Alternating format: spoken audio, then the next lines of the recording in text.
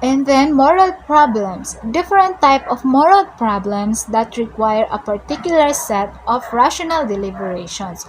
We may attempt to construct an outline of what we ought to do when confronted the potential ethical issues. So the first step that we ought to take is there is a potential ethical issue is to determine our level of involvement in this case at hand. So, we may just be reading about a case that involves other people but we are not part of the case. So parang maaari tayong maaari tayo ay isa lamang tagamasid o tagamasid at walang pangunahing relasyon sa pangyayari na ito. Their moral imagination is being exercised in the hope of cultivating moral reasoning and giving direction to the needed cultivation of their feelings through habits. Ang moral na imagination ay nasasanay sa pamamagitan ng pag-iisip ng buong hanay ng mga posibilidad sa isang particular na sitwasyon upang malutas ang isang ethical na hamon. Ang moral na imahinasyon kasabay ng nalinlang na mga emosyon sa pamamagitan ng mga gawi ay nagbibigay daan sa mga individual na kumilos ng mas ethical. They must be able to distinguish between making a judgment on a particular ethical situation and coming up with a morally responsible decision for a situation that they are actually a part of. So, dapat na matukoy ang pagitan sa pagbibigay ng hatol sa isang particular na ethical na sitwasyon at tagumpay na makagawa ng moral na responsableng desisyon sa isang sitwasyon na talagang kabilang ang mga individual na ito.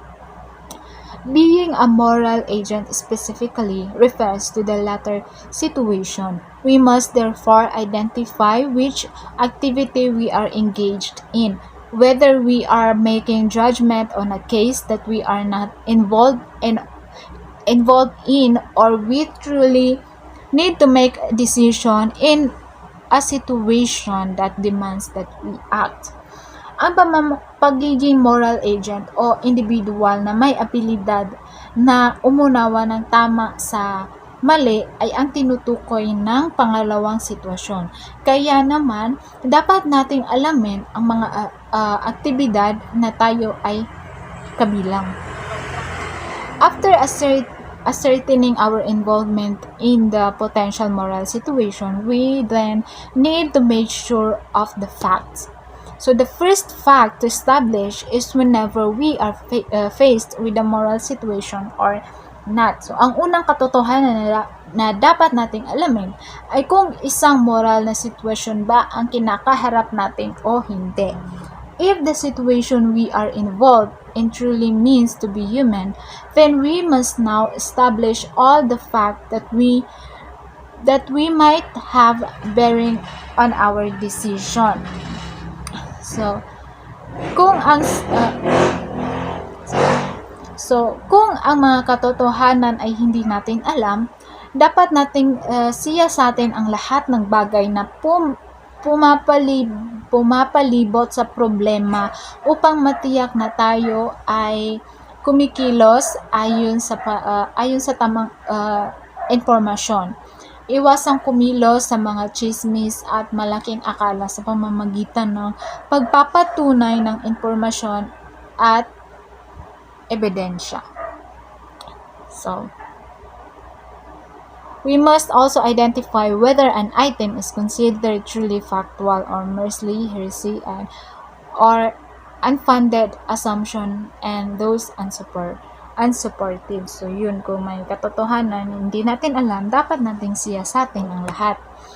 So, the responsible moral individuals must make sure that she possesses all the facts she needs for that particular situation, but also only the fact that she needs, no more, no less. So, upang imbestigahan ang lahat ng kaso, ang mga individual ay dapat umasa sa mga katotohanan upang magbantay laban sa maling impormasyon at mga pagkiling sa pag-iisip. Ang mga nakalap na katotohanan ay dapat ikangan nila na walang labis, walang kulang.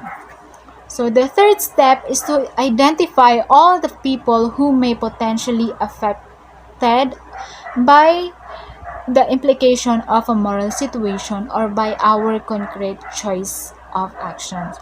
So these people are called the stakeholder in the particular case. So stakeholder, ang mga taong ito tinatawag ng stakeholder or particular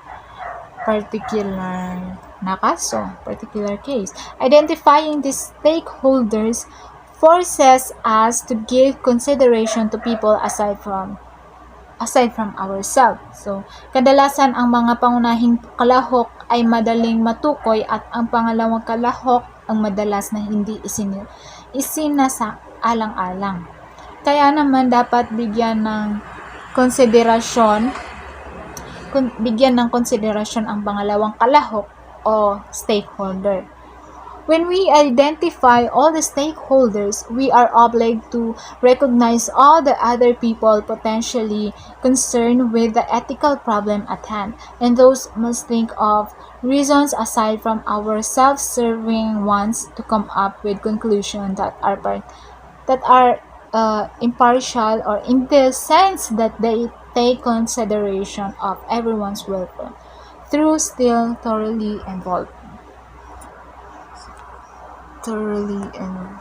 So, ang pag-alam sa epekto ng desisyon na ginagawa sa mga pangalawang kalahok ay maaari maging particular na mahalaga para sa isang desisyon na ginawa na may mga utilitarian na batayan, kung saan ang mga karapatan ng mga hindi bahagi ng karamihan ay maaaring hindi isaalang-alang. So, after establishing the fact and identifying the stakeholders and their concerns in the matter, we must now identify the ethical issue at hand. There are several types of ethical problems or issues. So, matapos alamin ang mga katotohanan o katunayan at tukuyin ang mga stakeholders o kalahok, alamin naman natin ang ethical na issue na kinakaharap. So, the first one is a situation in which we need to clarify whether a certain action is morally right or morally wrong. This is where the different ethical theories or framework can serve. So, ang una ay ang sitwasyon kung saan dapat natin klaruhin kung ang isang aksyon ba ay tama o mali. The second type of involves determining whether a particular action in question can be identified with a generally accepted ethical or unethical action. So, ang pangalawang klasifikasyon ay ang pagtukoy kung ang isang particular na action ba ay karaniwang tinatanggap na moral o hindi ethical na action. The third type points of the presence of an ethical dilemma. Dilemmas are ethical situations in which there are competing values that seems to have equal worth. So, sa pangatlong classification naman ay tungkol sa dilemma or parang problem, ganun. Ang mga paniniwala na may halaga o importansya na pinapakita. And the final step, of course, is the individual to make her ethical conclusion or decision, whether in judging what ought to be done in a given case or in coming up with a concrete action she must actually perform. So, ang huling hakbang ay ang paggawa ng isang individual na ethical na conclusion o decision. Ito man ay ang pagbibigay ng hatol sa isang kaso o mismong pagkakaroon ng konkretong action na gagawin. So, that's all. Thank you for listening.